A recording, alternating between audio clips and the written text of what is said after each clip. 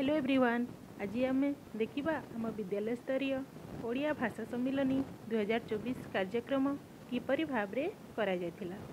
एथि सहित भाषा साहित्य और सृजनशीलतार उत्सव गप शुणा और गप कहवा कार्यक्रम रे सामिल करा जायथिला। एहा सह पिलांक क्रिएटिविटी नाच गीत कविता बेस मनमुग्ध कार्यक्रम थिला। केळे सुंदर राईज मोर केळे मिठा मो भाषा ओडिशा मो ओडिशा ओडिशा मो ओडिशा।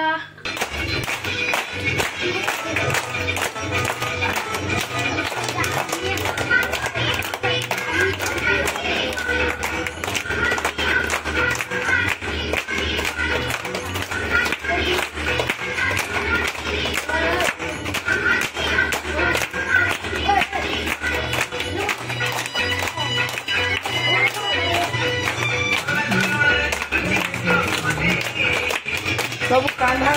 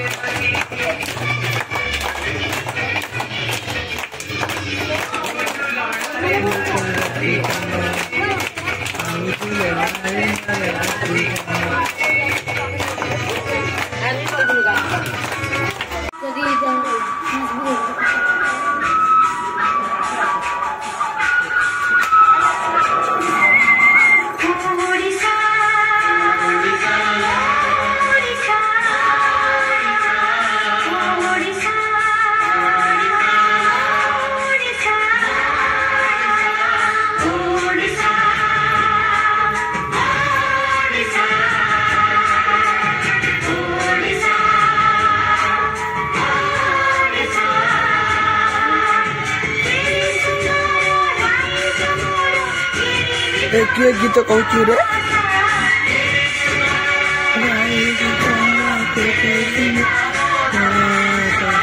ओडिशा ओडिशा।